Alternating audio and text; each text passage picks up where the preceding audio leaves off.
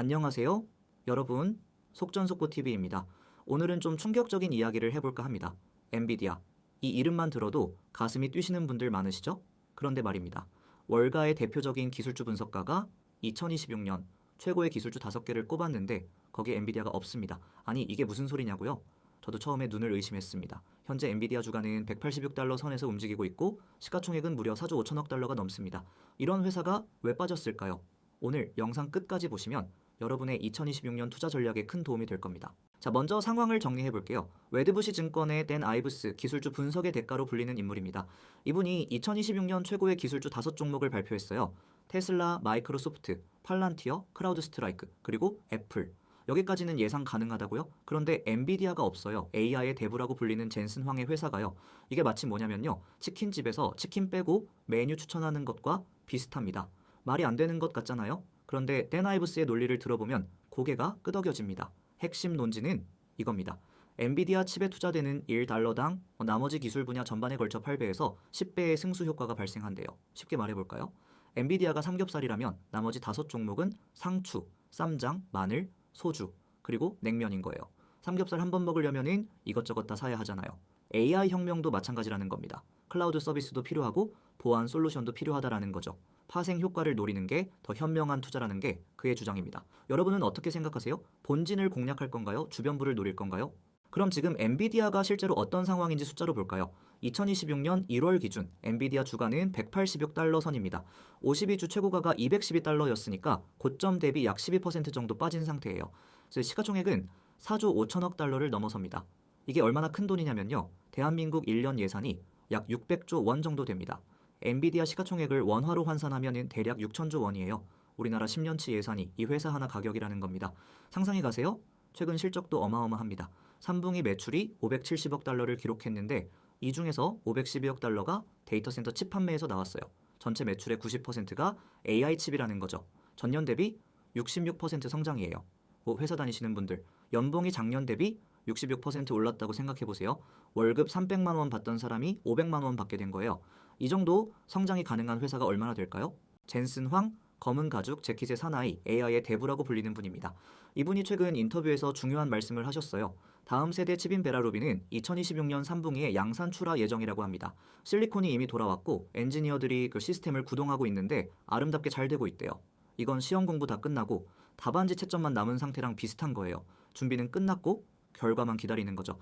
젠슨 황기 정말 인상적인 표현을 했어요. 지금 우리는 인류의 근본 인프라인 컴퓨팅을 재구축하는 초기 단계에 있다고요. 60년에서 70년 만에 처음으로 컴퓨팅을 재발명했다라는 겁니다. 이게 무슨 말이냐면 전기가 처음 발명됐을 때를 생각해 보세요. 처음에는 전구 하나 켜는데 썼잖아요. 그런데 지금은요. 스마트폰, 전기차, 냉장고 모든 게 전기 없이는 안 돌아가죠. AI도 그렇게 될 거라는 겁니다. 여러분, 이게 진짜 가능한 일일까요? 자, 젠슨 황기 중국 매출을 제로로 예측하고 있다라는 것도 주목해야 해요. 다음 분기도 제로, 그 다음 분기도 제로. 미중 갈등 때문에 중국에 칩을 못 팔고 있거든요. 중국 시장이 올해 500억 달러, 2030년에는 1,500억에서 2,000억 달러 규모가 될 것으로 예상되는데 이 엄청난 시장을 포기해야 한다는 거예요. 젠슨 황 말로는 엔비디아 칩이 작은 감자칩이 아니래요. GPU 하나가 이 톤짜리 렉이고 복잡한 네트워킹과 소프트웨어가 필요하대요. 밀수하기가 정말 어렵다는 거죠. 그래도 미국 기업이 이 큰 시장에 못 들어가는 건 분명 아쉬운 일입니다. 이걸 비유하자면요. 명동에서 장사 잘 되는 가게가 있는데 갑자기 강남에서 영업 못하게 된 것과 비슷해요. 명동 매출만으로도 잘 살 수 있지만 강남 매출까지 있었으면 더 좋았겠죠. 투자자 입장에서 이 리스크는 분명히 인지하고 있어야 합니다.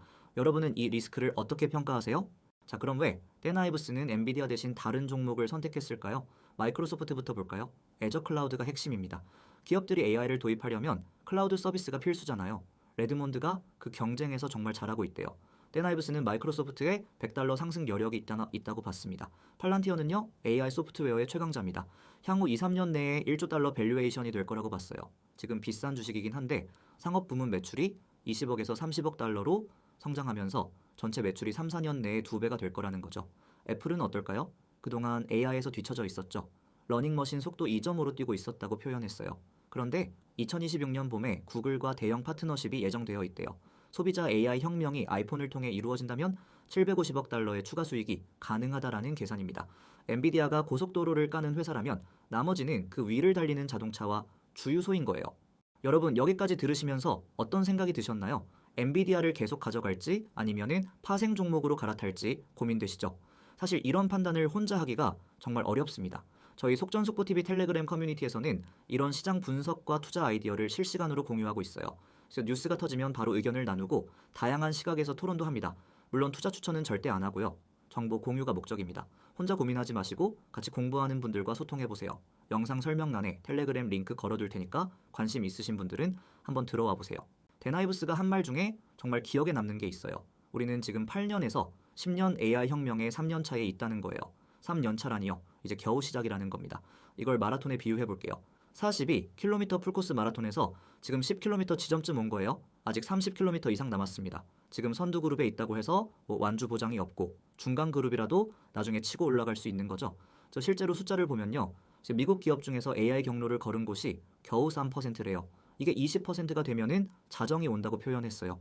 이제 본격적인 AI 수요 폭발이 아직 시작도 안 했다는 겁니다. 골드만삭스에 따르면 2026년 하이퍼스케일러들의 AI 자본 지출이 5,270억 달러에 달할 거라고 해요. 삼성전자 시가총액의 2배가 넘는 돈이 1년에 AI 인프라에 쏟아집니다. 지금 주가가 좀 빠졌다고 걱정할 필요가 없다는 게 낙관론자들의 시각입니다. 여기서 한 가지 중요한 걸 짚어야 해요. 댄 아이브스가 AI 투자의 가장 큰 리스크로 뭘 꼽았는지 아세요? 에너지입니다. 에너지 3번이나 강조했어요. 생각해보세요. AI 데이터 센터 하나 돌리려면 전기가 엄청나게 필요합니다. 그런데 미국이 기술에서는 앞서 있지만 에너지 측면에서는 중국에 뒤처져 있다는 거예요. 이건 좀 의외죠? 이게 무슨 상황이냐면요. 최신 스마트폰을 샀는데 충전기가 없는 것과 비슷해요. 폰은 좋은데 배터리가 없으면 무용지물이잖아요. AI도 마찬가지예요. 아무리 좋은 칩을 만들어도 전기가 부족하면 돌릴 수가 없습니다. 그래서 원자력이 답이라는 얘기가 나오고 있어요. 실제로 빅테크 기업들이 원자력 발전에 투자하기 시작했거든요. 댄 아이브스는 오라클 데이터 센터 구축이나 자본 문제는 걱정 안 한대요.